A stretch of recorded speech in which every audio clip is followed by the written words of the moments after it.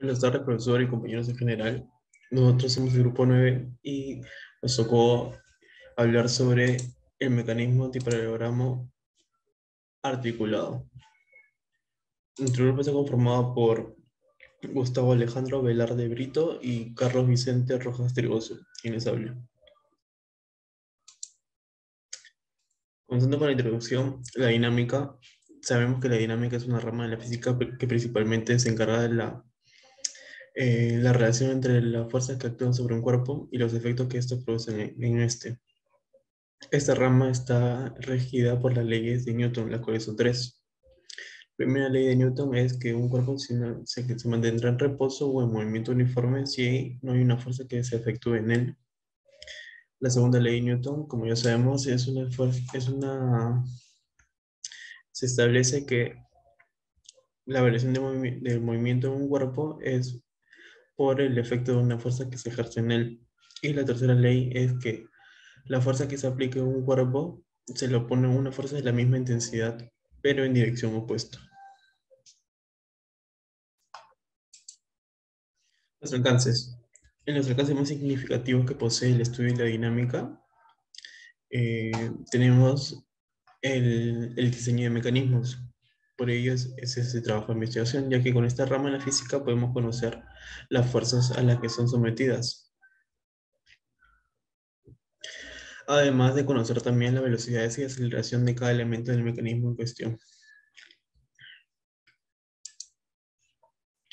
En las limitaciones más importantes en el estudio de la dinámica es la poca consideración de los elementos internos de un sistema o también consideraciones microscópicas de los elementos que se estudian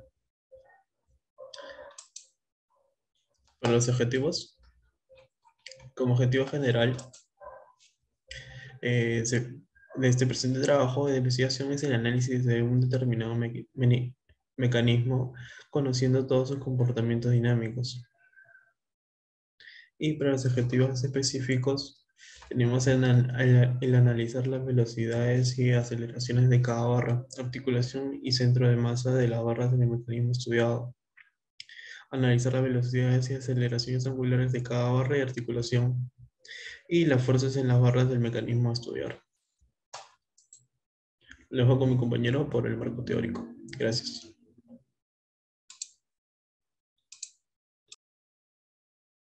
Bueno, de forma breve explicaré la parte teórica de nuestro trabajo de investigación.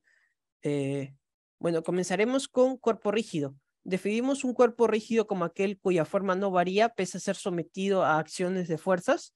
Esto nos indica que la distancia entre las partículas de dicho objeto siempre es la misma. Este también es un modelo ideal que utilizaremos para el estudio de cinemática y de mecánica. Bueno, pasamos con cinemática, un cuerpo rígido. Se define a la cinemática del sólido rígido como la aplicación de la cinemática al movimiento de un objeto tridimensional rígido en el espacio. Este movimiento, más en general, del sólido rígido se considera como la superposición de dos movimientos básicos, que sería la traslación y la rotación. Vamos con el primero, que sería movimiento de traslación pura. Cuando un cuerpo cambia de posición sin cambiar su orientación, decimos que presenta un movimiento de traslación pura. Es decir, todos los puntos del cuerpo sufren el mismo desplazamiento a medida que transcurre el tiempo. La siguiente sería movimiento de rotación pura. Un sólido tiene un movimiento de rotación pura cuando gira alrededor de un eje fijo. De este modo, todos estos puntos del sólido reciben trayectorias circulares eh, cuyos centros se encuentran alineados en una recta perpendicular a cada una de las trayectorias denominada eje de rotación. Bueno, seguimos con el movimiento rototraslatorio, que no vendría a ser nada más que la combinación entre un movimiento de traslación y un movimiento de rotación. Seguimos con un movimiento en el plano. Un sólido realiza un movimiento en plano respecto a otro sólido. Si los desplazamientos de todos los puntos son permanentemente paralelos a un plano fijo del sistema de referencia ligada al sólido, este plano se denomina como plano director. De este modo, tenemos como ejemplo el movimiento que realiza un coche, el chasis de un coche respecto a la calzada o a la pista por la que éste circula, lo cual sería hacer un movimiento plano. Bueno, pasamos a el mecanismo de nuestro trabajo de investigación. Primero vamos a empezar describiendo este mecanismo. Se trata del mecanismo de antiparalelogramo articulado, en el cual las barras A, B y BC son de igual longitud y no paralelas. Las barras AB y CD, estas, para las barras AB y CD, estas deben ser de igual longitud y no paralelas. Asimismo, por su parte, las barras opuestas tienen la misma longitud, dos de ellas van cruzadas. Por último, el giro de las barras AD y BC es completo, pero de sentidos opuestos. El antiparalelogramo ha sido utilizado como forma de conexión de 4 barras, en la que 4 barras rígidas de longitud fija pueden rotar con respecto a una de las otras mediante las rótulas colocadas en los 4 vértices del antiparalelogramo. El antiparalelogramo es un elemento importante en el diseño del mecanismo inversor de Hart, una conexión que puede convertir un movimiento rotativo directamente en un movimiento lineal. Un antiparalelogramo articulado también suele conectar los 2 ejes de los vehículos de 4 ruedas, restringiendo el radio de torsión relativo de la suspensión del vehículo, dejando girar solo un eje. Un par de antiparalelogramos acoplados son utilizados en una conexión ideada por Alfred Kempe como parte de su teorema de la universidad, que declara que cualquier curva algebraica puede ser trazada por las rótulas de una conexión definida al efecto Kempe.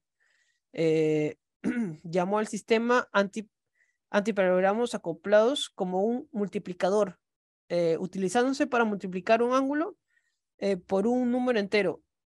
Un ejemplo de este mecanismo podría ser el mecanismo que se usa en la máquina lanzadora de pelota de tenis, donde se requiere que las ruedas que impulsan y lanzan la pelota giren en sentidos contrarios. Bueno, pasamos también al material en el cual va a estar hecho nuestro mecanismo.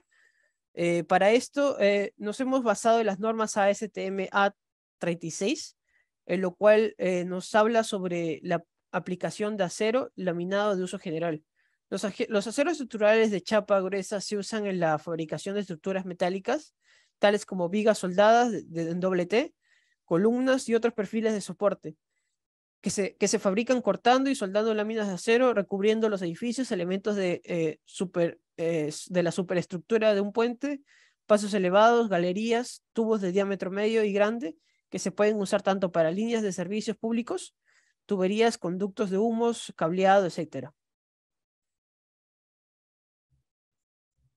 Bueno, seguimos con las aplicaciones del mecanismo. En el mecanismo que se usa, como vemos en la imagen, tenemos a un lanzapelotas de tenis, donde se ven que se usan 2 neumáticos que giran en sentido contrario. También, como limitación del mecanismo, tenemos que este es un antiparalelogramo que tiene un eje de simetría, que trae su punto de cruce, tiene 2 pares de ángulos iguales, así como 2 pares de lados iguales. También sabemos que cada antiparalelogramo es un cuadrilátero cíclico, lo que significa que sus 4 vértices deben estar situados en un mismo círculo. De no ser así, el mecanismo no funciona de una manera correcta y una de sus barras se efectuaría como un péndulo o u otra manera. Para la simulación del mecanismo usamos el software de SolidWorks. Aquí le muestro un pequeño fragmento del video.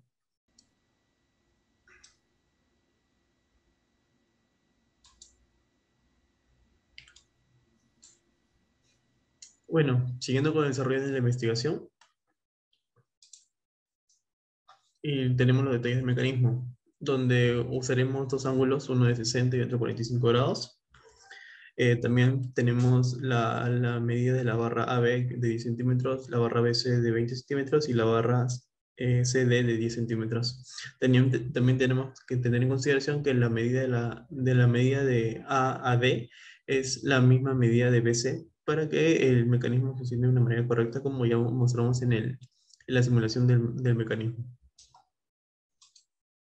Las fórmulas empleadas las dividimos en dos partes. En la primera parte tenemos las velocidades y aceleraciones con la fórmula de la velocidad de v es igual a la velocidad de a más la velocidad angular de AB por el radio efectuado en de B a A, en relación a A, disculpa. Y para la aceleración de B tenemos la aceleración de A más la aceleración angular de AB por el radio efectuado entre A y B menos la velocidad angular de AB al cuadrado por el radio de B entre A.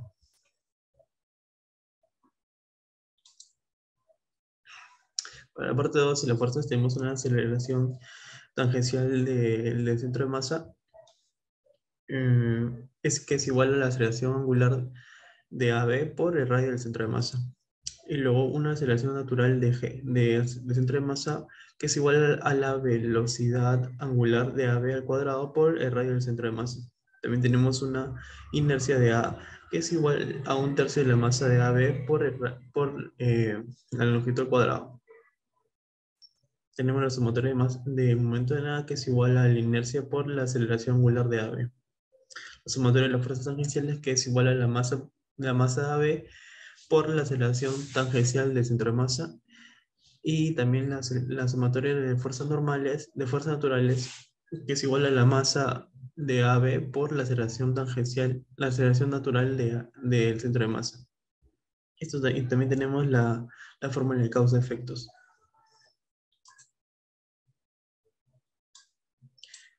Siguiendo con el análisis de velocidades y sus aceleraciones, en este caso para el ángulo de 60 grados, como logramos ver en la imagen, pues llegamos a eso mediante el análisis de la barra AB, primero, hallando su velocidad, que es 0.3 metros por segundo, y luego su aceleración, 0.8998 metros por segundo al cuadrado. Hay un error de tipeo. Seguimos con la barra BC, donde la analizaremos desde de CB y luego de C a D, hallando dos ecuaciones que al igualarlas, obtendremos igualándola obtendremos como resultado las velocidades angulares de BC de 0 radianes y la velocidad angular de CD de 0.3 radianes por segundo. Con esto hallaremos la velocidad en C, que es 0.3 metros por segundo, y luego seguimos con la aceleración en C, que de misma manera con la velocidad lo analizaremos de C a B y luego de C a D, llegando a obtener dos ecuaciones, que al igualarlas obtendremos la aceleración angular de BC de 10.3922 radianes por segundo al cuadrado y la aceleración angular de CD de 10.3915 radianes por segundo al cuadrado. Con esto llevamos la aceleración en C, que es 1.3746 metros por segundo al cuadrado. Seguimos con los centros de masa. La velocidad en el centro de masa 1, es 0.1499 metros por segundo y su aceleración es 0.45 metros por segundo al cuadrado. El centro de masa 2, su velocidad es 0.3 metros por segundo y su aceleración es 0.5196 metros por segundo al cuadrado. Para el centro de masa 3 tenemos una velocidad de 0.1499 metros por segundo y su aceleración 0.6873 metros por segundo al cuadrado. Aquí tenemos un cuadro de los resultados obtenidos para el gráfico con el ángulo en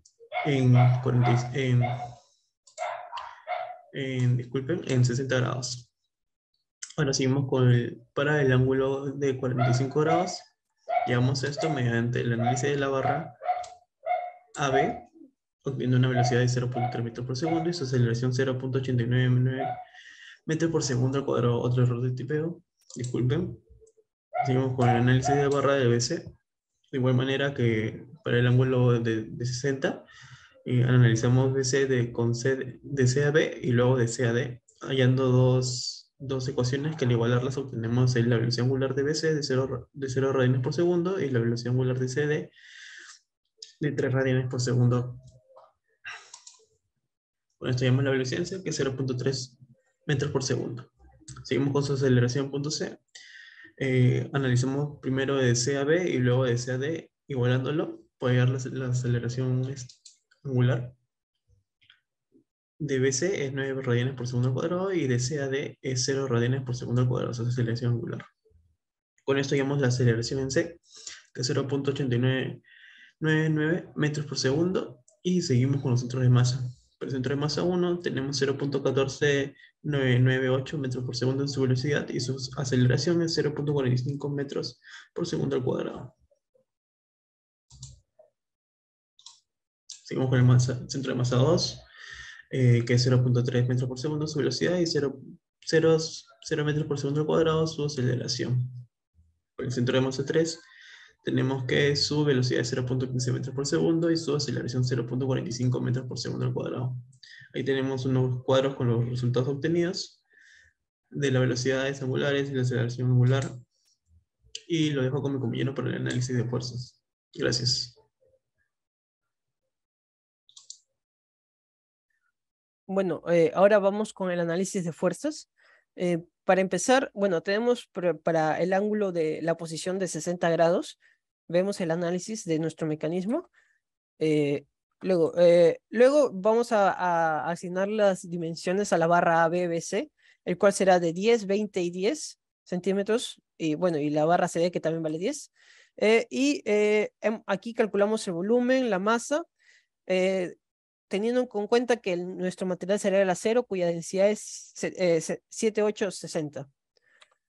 Bueno, para analizar esta etapa, para analizar este mecanismo, el análisis de fuerzas, lo dividimos en 3 etapas.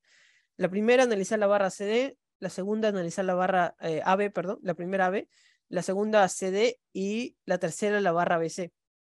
Bueno, la primera etapa, analizamos la barra AB, el cual ya tenemos los datos de aceleración, velocidad angular, masa y y la distancia a su centro de masa.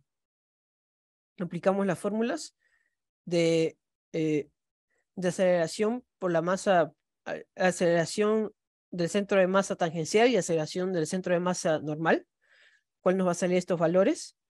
Y también aplicamos el momento de inercia respecto a, el punto A, con la fórmula de un tercio de la masa de AB por la longitud al cuadrado, el cual nos sale el valor que vemos ahí. Bueno, esto es el esquema para el estado 1 y el estado 2. Primero analizamos las reacciones de A normal y A tangencial, igual que en B normal y B tangencial, con el peso. Y al segundo, los efectos que estas causan del movimiento. Utilizaremos el principio de la sumatoria de momentos en A es igual al momento de inercia por la aceleración angular de la barra, lo cual nos sale 1.92767. A esto seguido usamos también el siguiente concepto, que es la sumatoria de las fuerzas tangenciales igual a la masa de AB por el centro de masa, por la aceleración del centro de masa tangencial. Y cuál nos sale la aceleración la A tangencial, la fuerza A tangencial de menos 1.92766 newtons, al igual que luego también aplicamos el concepto de sumatoria de fuerzas normales. Es igual a la masa de la barra por la aceleración del centro de gravedad normal, lo cual nos da esos AN menos BN es igual a menos 6,63239, lo cual usaremos más adelante. Bueno, en la segunda etapa utilizaremos la rotación pura en CD, al igual que la barra AB, el cual del análisis de velocidad y de aceleraciones y velocidad tendremos los siguientes datos. Y también utilizaremos la aceleración del centro de masa tangencial y la aceleración del centro de masa normal. Bueno, y también utilizamos el mismo diagrama que el anterior, haciendo principalmente destacando las reacciones en el punto D y las fuerzas de C normal y C tangencial. Luego, para este diagrama utilizamos también las mismas que el anterior, que sería la sumatoria del momentos en A es igual al momento de inercia en A por la aceleración de la B, el cual nos sale C tangencial es igual a 1,6554. Del mismo modo, utilizamos la suma de fuerzas tangenciales es igual a m por la masa de CD por la aceleración del centro de masa tangencial, el cual nos sale que el D tangencial sería menos 1,7915 newtons. Y por último, aplicamos la suma de fuerzas normales, es igual a la masa de la barra CD por la aceleración del centro de masa de la misma barra normal, el cual nos sale la siguiente expresión de D normal menos C normal es igual a 7,013 newtons. Y al final, la última sería la tercera etapa, que sería la traslación y rotación en la barra BC, el cual que por la anterior análisis de velocidades y aceleraciones, obtenemos que la aceleración de esa barra es igual a 10,3922, la velocidad angular es 0, y la masa de la barra por la anterior, sacando su volumen y multiplicando por la densidad, sería 1,572. También el momento de inercia, con la fórmula que todos conocemos, y también su aceleración del centro de masa, que también lo sacamos en el análisis anterior de aceleraciones y velocidades. Bueno, entonces este sería el diagrama, el cual, bueno, como debemos recordar, las direcciones de BT y BN deben ser opuestas, igual que para CN y para CT, y el peso, y al costado la masa por la aceleración, aceleración normal y tangencial. La aceleración, perdón, en el eje X y en el eje Y. Bueno, entonces para resolver esto usaremos la sumatoria de momentos de B de causas es igual a la sumatoria de momentos en B de los efectos, el cual nos daría que el C normal es igual a 38,9904, el cual, si recordamos el primer análisis, obtuvimos una relación de normal menos C normal es igual a 7,013. Como ya tenemos C normal, reemplazamos y saldría que la D normal sería 46,0217. Del mismo modo, utilizaremos la sumatoria de momentos en C, en causas, y igual la sumatoria de momentos en C de los efectos, el cual nos saldrá Cn es igual a menos 38,4459, el cual de la misma forma que el anterior, reemplazaremos en la expresión AN menos BN, el cual que nos sale la normal sería menos 31,81351. Lo mismo sería para las barras, lo mismo sería para el mismo análisis, pero para un ángulo de 45 grados.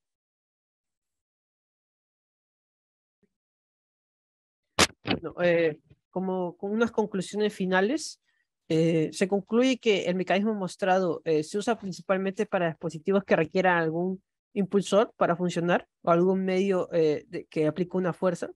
Se aplica ya sea a máquinas de tenis o pistolas de juguetes para niños.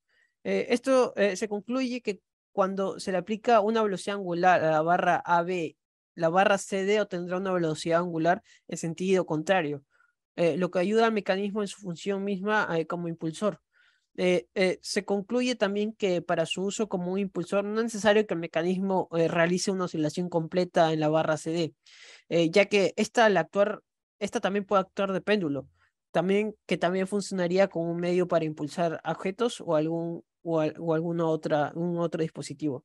Bueno, como una observación a la hora de realizar la simulación, la longitud de la barra BC deberá ser mayor a la suma de las longitudes de las barras AB y CD, ya que si estas y son iguales, y la suma de estas longitudes son iguales a la barra CD, entrará un efecto de péndulo. La misma barra CD entrará en un efecto de péndulo y no dará el giro completo. Esto aún así podría funcionar como un impulsor, sin embargo, nosotros hemos decidido buscar una oscilación completa.